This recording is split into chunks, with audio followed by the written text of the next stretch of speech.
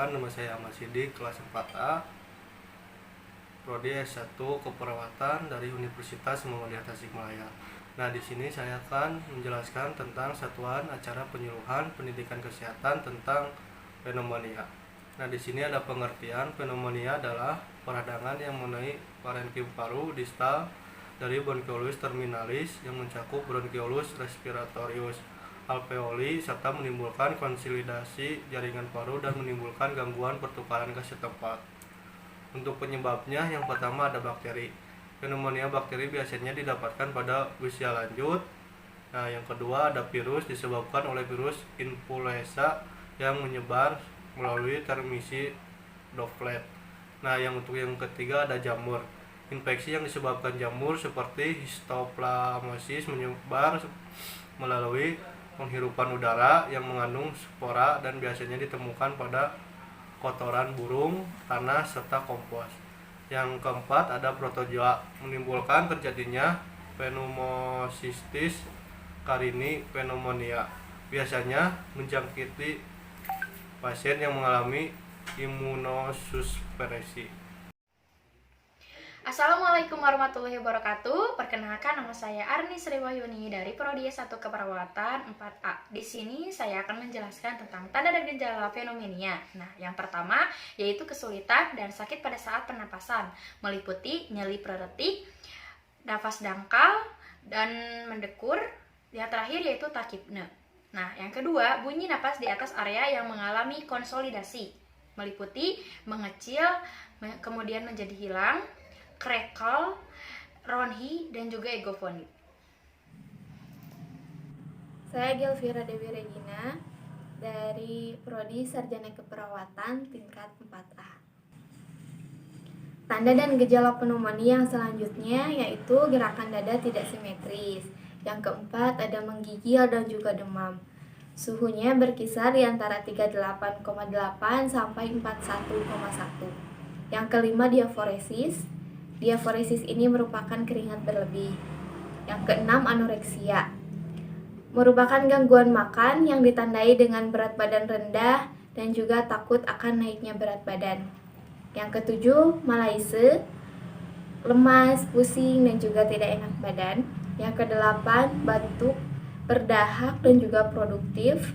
Dahaknya berwarna kuning kehijauan sampai kemerahan ataupun berkarat. Yang ke-9 gelisah, yang ke-10 sianosis atau kebiruan.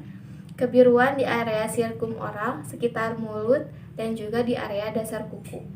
Yang ke-11 masalah psikososial, meliputi disorientasi, ansietas, dan juga takut akan mati. Yang ke-12 ada delirium, merupakan kebingungan dan kurang kesadaran terhadap lingkungan sekitar. Assalamualaikum warahmatullahi wabarakatuh. Perkenalkan, nama saya Fajar Suwandi, kelas 4A, Prodi S1 Keperawatan. Selanjutnya saya akan menjelaskan tentang pemeriksaan pneumonia.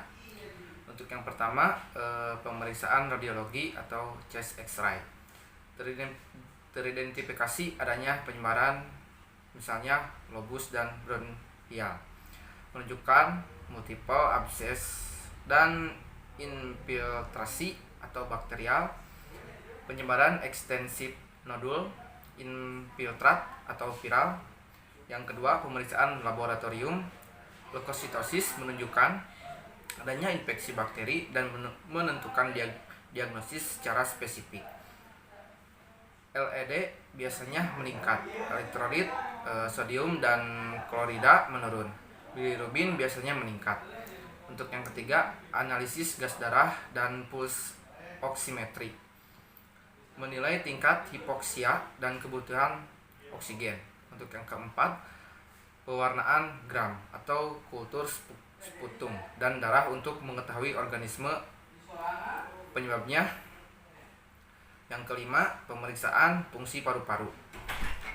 Volume paru-paru mungkin menurun, tekanan saluran udara meningkat, kapasitas pemenuhan udara menurun, dan hipoksemia. Saya akan menjelaskan tentang faktor risiko dari pneumonia itu sendiri. Yang pertama, orang yang memiliki daya tahan tubuh yang lemah seperti penderita HIV/AIDS, penyakit kronis jantung dan DM, orang yang rutin menjalani kemoterapi, dan orang yang rutin meminum obat golongan imunosupresan dalam waktu yang lama. Dan yang kedua, perokok dan peminum alkohol. Pada perokok berat dapat mengalami iritasi pada saluran pernapasan bronchial yang akhirnya menimbulkan sekresi mukus atau dahak. Bila dahak mengandung bakteri, maka dapat menyebabkan pneumonia. Alkohol berdampak buruk terhadap sel-sel darah putih sehingga daya tahan tubuh dalam melawan suatu infeksi menjadi lemah. Dan yang ketiga yaitu pasien yang berada di ruangan perawatan intensif. Pasien yang dilakukan tindakan ventilator atau alat bantu napas endotracheal tube sangat beresiko terkena pneumonia. Saat mereka batuk akan mengeluarkan tekanan balik isi lambung ke tenggorokan. Bila hal itu mengandung bakteri dan berpindah ke rongga napas, ia sangat berpotensi terkena pneumonia. Dan yang keempat yaitu menghirup udara yang tercemar polusi zat kimia. Risiko tinggi dihadapi petani apabila menyemprotkan tanaman dengan zat kimia tanpa memakai masker adalah terjadinya iritasi dan menimbulkan peradangan pada paru-paru dan selanjutnya rentan terserang pneumonia. Yang kelima itu pasien yang lama berbaring. Orang yang menjalani istirahat baring lama memiliki risiko tinggi terkena pneumonia karena saat tidur berbaring sangat mungkin biak berkumpul di rongga paru-paru dan menjadi media berkembangnya bakteri. Sekian. Assalamualaikum warahmatullahi wabarakatuh. Perkenalkan, nama saya Indriani Nur Azija dari S1 Keperawatan kelas 4A. Baik, yang ketiga ada pasien yang berada di perawatan intensif. Pasien yang dilakukan pemasangan ventilator atau alat bantu napas seperti endotracheal tube akan sangat beresiko terkena pneumonia. Saat mereka batuk akan mengeluarkan tekanan balik isi lambung ke tenggorokan. Bila hal itu mengandung bakteri dan berpindah ke rongga napas akan sangat rentan terkena pneumonia. Yang keempat ada menghirup udara yang tercemar oleh polusi zat kimia. Resiko tinggi dihadapi contohnya seperti petani yang menyemprotkan tanaman dengan zat kimia tanpa menggunakan masker. Hal itu dapat terjadinya iritasi dan peradangan di paru-paru. Nah, hal itu akan sangat berpotensi terkenanya pneumonia. Baik, untuk yang kelima ada pasien yang lama berbaring. Orang yang sedang beristirahat baring lama akan beresiko terkena pneumonia karena saat tidur berbaring dahak akan berkumpul di rongga paru-paru.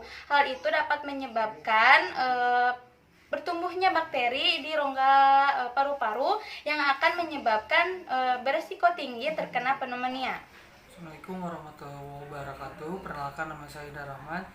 Saya dari Universitas Muhammadiyah Tasikmalaya, S1 Keperawatan. Di sini saya akan menjelaskan cara pencegahan.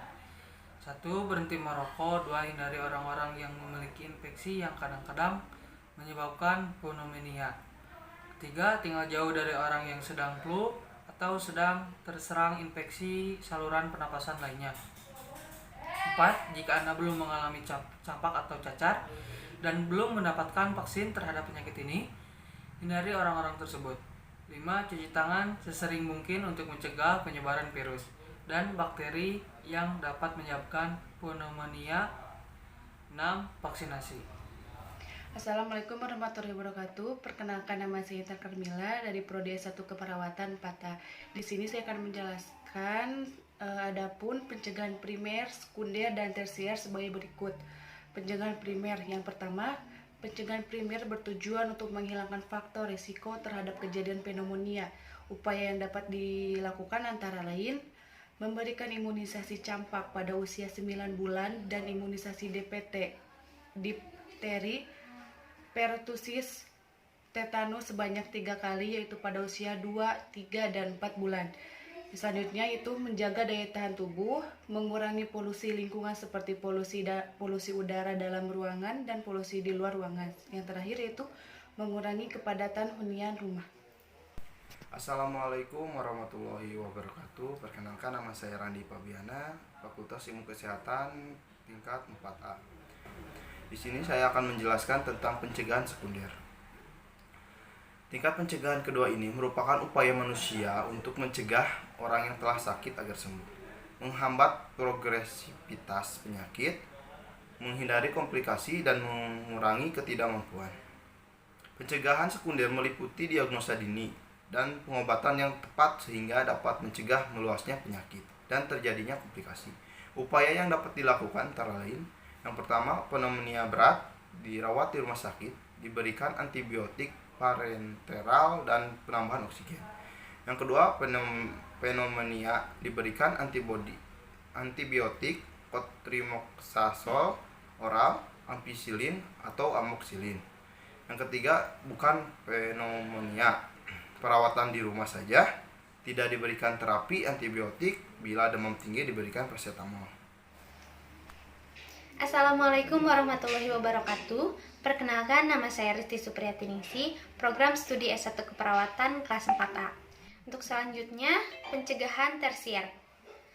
Tujuan utama dari pencegahan tersier adalah mencegah agar tidak munculnya penyakit lain atau kondisi lain yang akan memperburuk kondisi tubuh. Pada pencegahan tingkat ini dilakukan upaya untuk mencegah proses penyakit lebih lanjut seperti perawatan dan pengobatan. Upaya yang dilakukan diantaranya melakukan perawatan yang ekstra di rumah, beri antibiotik selama 5 hari, anjurkan keluarga untuk tetap kontrol bila keadaan memburuk. Nah, untuk selanjutnya, bila keadaan tubuh bertambah parah, maka segera bawa ke sarana kesehatan terdekat agar penyakit tidak bertambah berat dan tidak menimbulkan kematian. Baik, di sini saya akan menjelaskan mengenai pengobatan pneumonia. Nah, ada terapi antibiotik, merupakan terapi utama pada pasien pneumonia dengan manifestasi apapun, yang dimaksudkan sebagai terapi kausal terhadap kuman penyebabnya. Selanjutnya ada antibiotik yang biasanya menjadi pilihan. Sebagai terapi awal adalah amoxicillin, claritomycin atau erythromycin untuk beberapa pasien CAP, community acquired pneumonia. Selanjutnya pada kasus pneumonia CAP yang disebabkan oleh bakteri atipikal, antibiotik yang menjadi pilihan pertama penderita adalah dari golongan makrolida seperti azithromycin dan claritomycin, fluoroquinolol, dan doxycycline. Dan selanjutnya ada antibiotik untuk pneumonia atau HCAP, Hospital Acquired Pneumonia, adalah cephalosporin generasi ketiga dan keempat, carbapenem, fluoroquinolol, aminoglikosida, dan vancomycin. Terima kasih atas perhatiannya. Selanjutnya akan disampaikan oleh Rundi Budiana. Oke, perkenalkan, di sini nama saya Rundi Budiana dari tingkat 4A S1 Keperawatan. Di sini saya akan menjelaskan tentang terapi suportif umum, yang dimana ada beberapa poin. Yang pertama, terapi oksigen untuk mencapai PaO2 80-100 mmHg atau saturasi 95% sampai 96% berdasarkan pemeriksaan AGD. Dan yang kedua, humidifikasi dengan nebulizer untuk mengencangkan dahak yang kental. Dan yang ketiga, fisioterapi dada untuk pengeluaran dahak, khususnya anjuran untuk batuk dan nafas dalam.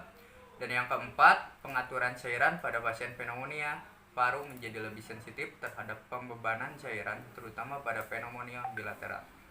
Dan yang kelima, pemberian kortikosteroid diberikan pada fase sepsis. Dan yang keenam, ventilasi mekanis, indikasi intubasi dan pemasangan ventilator dilakukan bila terjadi hipoksemia persisten, gagal nafas yang disertai peningkatan respirator, distress, dan respiratory arrest. Dan yang terakhir, drainase emfyema bila ada. Yang mungkin cukup sekian. Wabillahi taufiq wal hidayah. Wassalamualaikum warahmatullahi wabarakatuh.